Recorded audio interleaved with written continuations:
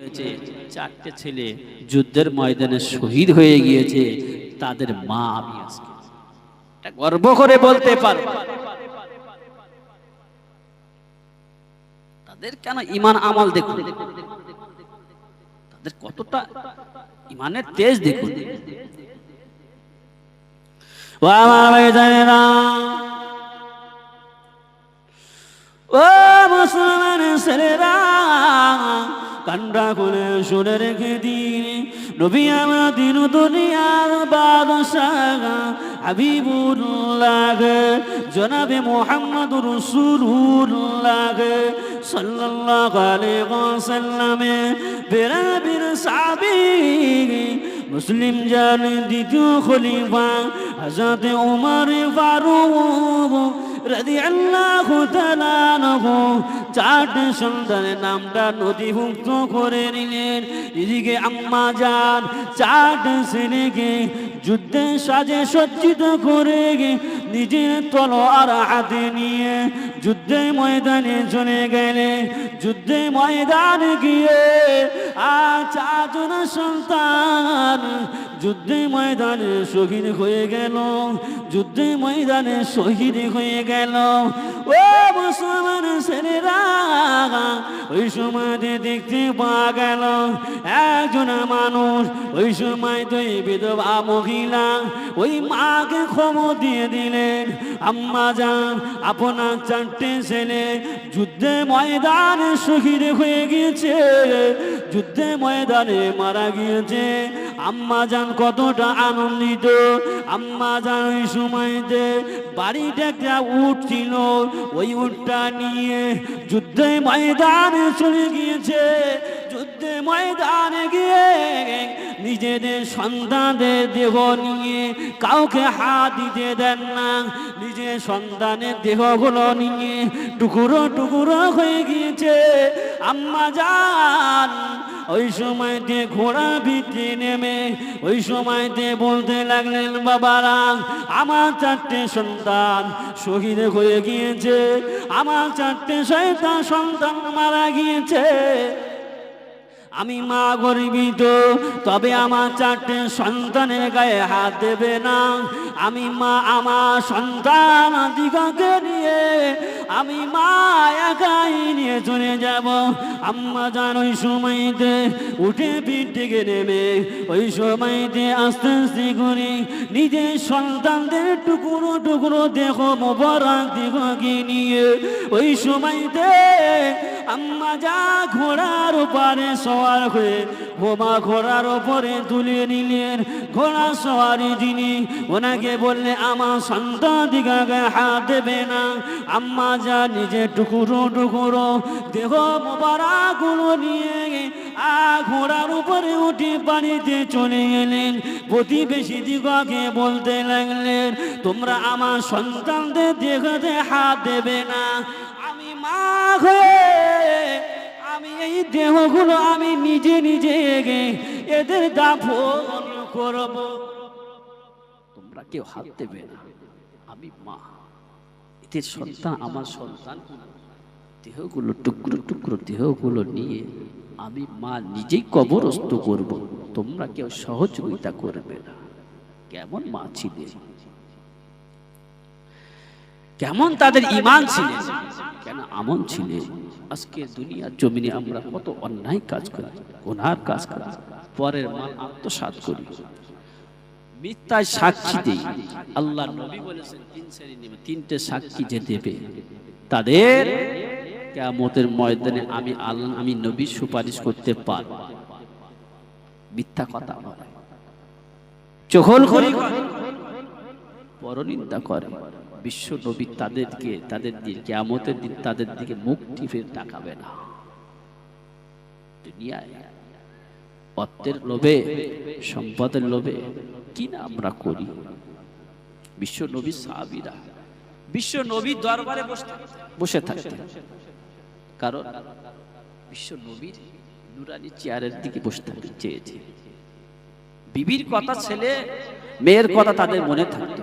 আল্লাহ নবী তাদেরকে ডেকে ডেকে বাড়িতে পাঠাতেন। নবী সাহাবীরা নবী ডেকে ডেকে তাদেরকে বাড়িতে পাঠাতেন, যাও তোমরা বাড়িতে চলে যাও, তোমার ছেলে মেয়ে বিবি আছে তাদের দেখভাল করো। তারা যেতেন, আবার আবার বিশ্ব নবীর দরবারে চলে আসতেন। কেমন নবী প্রেমিক ছিলেন। আজকে নবীর মাদ্রাসা নিয়ে আজকে আমাদের সে নবীর ঘর, নবীর ঘরকে ভালোবাসা মানে নবীকেই ভালোবাসা। আমরা নবীকে ভালোবাসতে পারলাম না। আপনার কেমন মুসলমান আজকের আছেন, আপনি কালকে বেঁচে থাকবেন এটা কোনো গ্যারান্টি না। তারা এমনটাই নবী প্রেমিক ছিলেন, আল্লাহকে এতটা ভয় করতেন।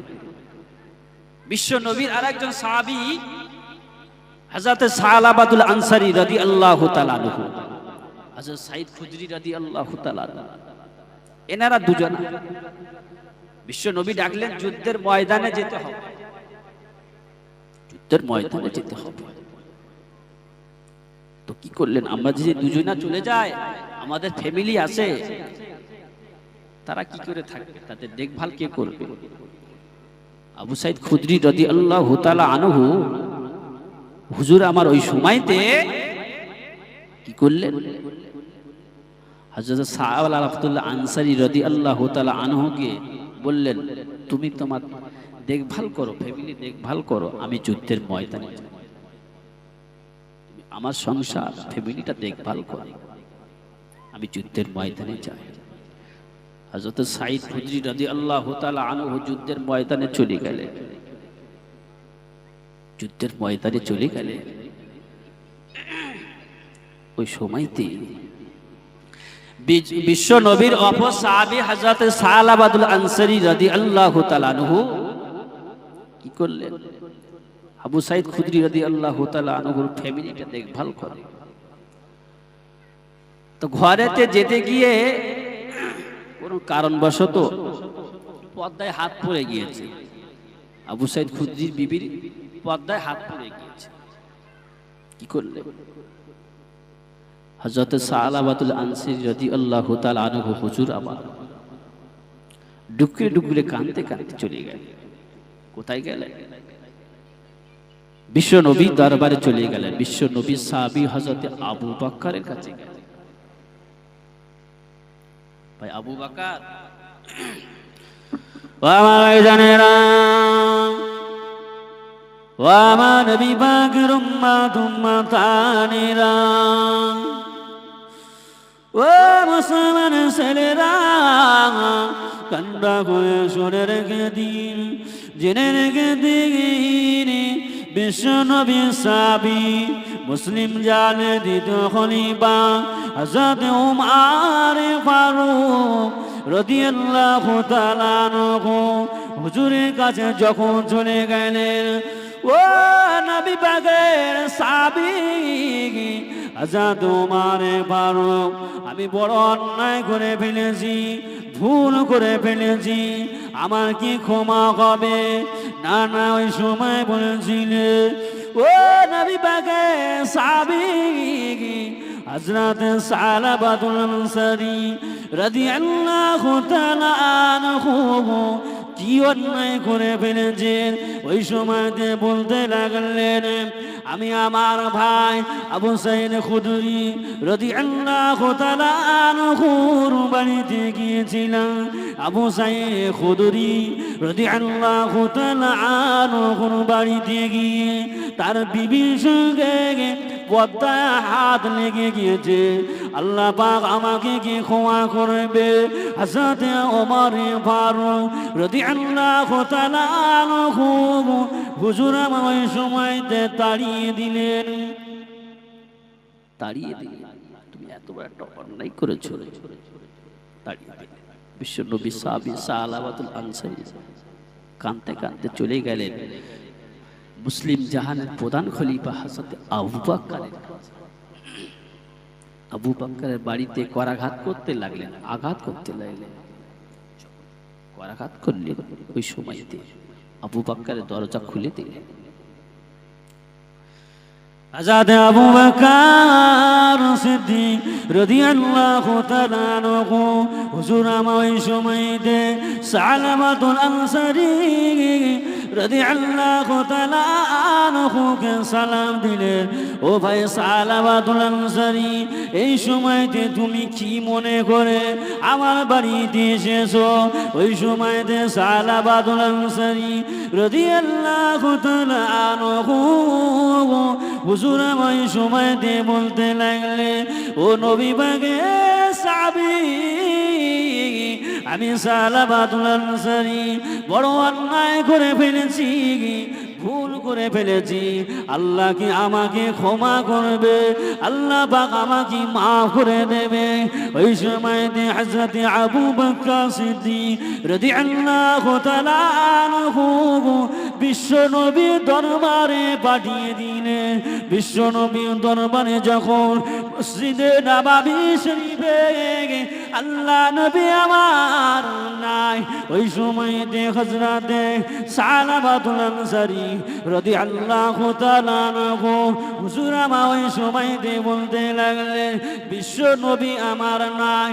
ওই সময়তে কাঁদতে কাঁদতে হযরত ওসমান জিন্নুরাইন রাদিয়াল্লাহু তাআলা আনহুর বাড়িতে চলে গেলেন। ও নবী পাকের সাহাবী হযরত উসমান গনি রাদিয়াল্লাহু তাআলা আনহু, ভাই উসমান গনি, আমি সালামাতুল আনসারী এসেছি একটি কারণে এসেছি, একটি গুনার কারণে এসেছি। ও নবী পাকের সাহাবী, আমার কি ক্ষমা হবে? আমার কি মাফ হবে কি? ওই সময়তে নবী পাকের সাহাবী হযরত উসমান গনি রাদিয়াল্লাহু তাআলা আনহু ওই সময়তে বলতে লাগলে, নবী পাকের সাহাবী হযরত সালামাতুল আনসারী, কি এমন গুনার কাজ করেছো? কি এমন ভুল করে ফেলেছো? তোমার কেন ক্ষমা হবে না? ওই সময় দেখতে পাওয়া গেল বিশ্ব নবীর সাহাবী হযরত সালামাতুল আনসারী রাদিয়াল্লাহু তাআলা আনহু উসমান গনিকে বলতে লাগলেন, না না না, উসমান গনি ওই সময়তে বিশ্ব নবীর সাহাবী হযরত সালামাতুল আনসারীকে তাড়িয়ে দিলেন। বিশ্ব নবী সাহাবীকে তাড়িয়ে দিলেন। ওই সময় দেখতে পাওয়া গেল কি করলেন সালামাতুল আনসারী ওই সময়তে জঙ্গলে চলে গেলেন নিজের গুনার কারণে, একটি ভুল করার কারণে কাঁদতে কাঁদতে চলে গেলেন। বিশ্ব নবী চারজন সাহাবীর কাছে গেলাম, কেউ বলতে পারলো না আমার ক্ষমা হবে না। ওই সময়তে দেখতে পাওয়া গেল সালামাতুল আনসারী চলে গেলেন কোথায়? জঙ্গলে, গভীর জঙ্গলে চলে গেলেন। আমি এই জঙ্গলে থাকবো, আর বাড়িতে আসবো না। আমি একটা ভুল করার কারণে আল্লাহ পাক যদি ক্ষমা না করে, আমরা দুনিয়া জমিনে আমরা কত অন্যায় কাজ করি, গুনার কাজ করি, যদি ভেবে দেখি আমাদের ক্ষমা হবে? কত অন্যায় কাজ। বিশ্ব নবী সাহাবী সালামাতুল আনসারী আমার জঙ্গলে চলে গেলেন। বিশ্ব নবী যুদ্ধের ময়দান থেকে ফিরে এলেন মসজিদে নববী শরীফে চলে এলেন। বিশ্ব নবী দরবারে আল্লাহ পাকের মালাইকা ফেরেশতা জিবরাইল হাজির। ইয়া রাসূলুল্লাহ, হাবিবাল্লাহ, হুজুর আপনার সাহাবী সালামাতুল আনসারীকে আল্লাহ পাক ক্ষমা করে দিয়েছে। বিশ্ব নবীর সাহাবী হযরত ওমর, হযরত আবু বকর সিদ্দিক রাদিয়াল্লাহু তাআলা, হুজুর আমার ওই সময়তে কি করলেন? সালামাতুল আনসারীর খোঁজে হযরত আবু বকর, ওমর ফারুক, হুজুর আমার ওই সময়তে কি করলেন? পাঠিয়ে দিলেন। খুঁজে সালামাতুল আনসারীকে খুঁজে পাওয়া যাচ্ছে না। বিশ্ব নবী আমার দিন দুনিয়ার বাদশাহ হাবিবুল্লাহ জনাবে মুহাম্মদুর রাসূলুল্লাহ সাল্লাল্লাহু আলাইহি ওয়াসাল্লাম নবী আমার হযরত আবু বকর সিদ্দিক হযরত ওমর ফারুক পাঠিয়ে দিলে হযরত আবু বকর সিদ্দিক হযরত ওমর ফারুক রাদিয়াল্লাহু তাআলা আনহু হুজুর আমার সালাবাতুল আনসারী খুঁজে চলে গেলেন হযরত সালাবাতুল আনসারী রাদিয়াল্লাহু তাআলা আনহু যুদ্ধের ময়দান থেকে বিশ্ব নবী যখন সাহাবীদিগকে খুঁজতে লাগলেন ওই সময়তে দেখতে পাওয়া গেল সালাবাতুল আনসারী হুজুর আমার যুদ্ধের ময়দান থেকে পাহাড়ে জঙ্গল থেকে সারাটা দিন ঘুরে ঘুরে বেড়ায় ওই সময় দেখতে পাওয়া গেল ওই সময় সালাবাতুল আনসারী রাদিয়াল্লাহু তাআলা আনহু হুজুর আমার ওই সময়তে গভীর রাতে যখন জঙ্গল থেকে বার হয়ে একটা গাছের নিচেতে আশ্রয় নিলেন ওই সময়তে বিশ্বনবীর সাহাবী হযরত ওমর ফারুক হযরত আবু বকর সিদ্দিক রাদিয়াল্লাহু তাআলা আনহু হুজুর আমার ওই সময়তে বলতে লাগলেন ও নবী পাকের সাহাবী হযরত আবু বকর সিদ্দিক হযরত ওমর ফারুক রাদিয়াল্লাহু তাআলা আনহু কি মনে করে এসেছো বিশ্বনবী সাহাবী হযরত ওমর হযরত আবু বকর দুজন বিশ্বনবী কি সাহাবী ওই সময়তে চলে গেলেন গিয়ে দেখতে পেলেন ভাই সালাবাতুল আনসারী আপনি কেন এখানে চলে এসেছেন বিশ্ব নবী আপনাকে খুঁজছে আজ কয়েকদিন হয়ে গেল আপনাকে খুঁজে পাই চলুন বিশ্ব নবী দরবারে চলুন সালাবাতুল আনসারী ঝরঝর করে কাঁদছে টপ টপ করে পানি পড়ছে বিশ্ব নবীর চারজন সাহাবীর কাছে গেলাম আমাকে ক্ষমা করলো না কেউ আমাকে বলল না আল্লাহ তোমাকে ক্ষমা করে বিশ্ব নবী সাহাবী ওই সময়তে দেখতে পাওয়া গেল হযরত সালাবাতুল আনসারী রাদিয়াল্লাহু তাআলা আনহু হযরত আবু বকর হযরত ওমর ফারুক দুজনা চলে গেলেন দরুদ শরীফ আল্লাহুম্মা সাল্লি আলা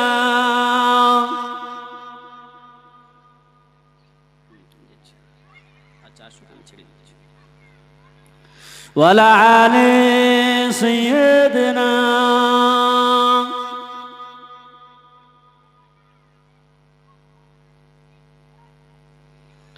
আল্লাহুম্মা সাল্লি আলা সাইয়্যিদিনা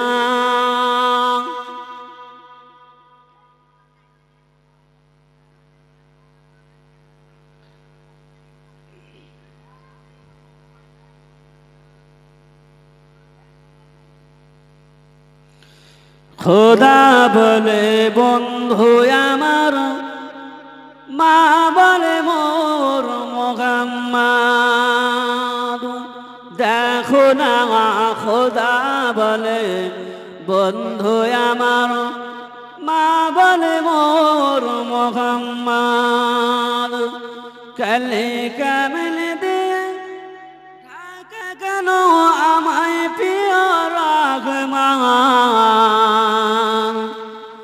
কালো মেঘে হাসে যেন দাদা সারই চাঁদ কোন সাধনা করলে মাগো বলো মায়ামিনা তুমি শুধু পেলে তারে আর কেউ পেল না খোদা বলে বন্ধু আমার মা বলে মোর মুহাম্মদ আল্লাহুম্মা সাল্লি আলা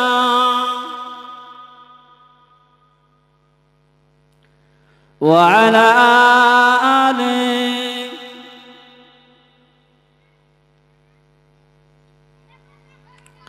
मुख्तार कायनात सा दाता कोई नहीं मेरे रसूल पाक जैसा कोई नहीं यानी रसूल पाक जैसा कोई नहीं मुख्तार कायनात सा दाता कोई नहीं मेरे रसूल पाक जैसा कोई नहीं यानी रसूल पाक जैसा कोई नहीं।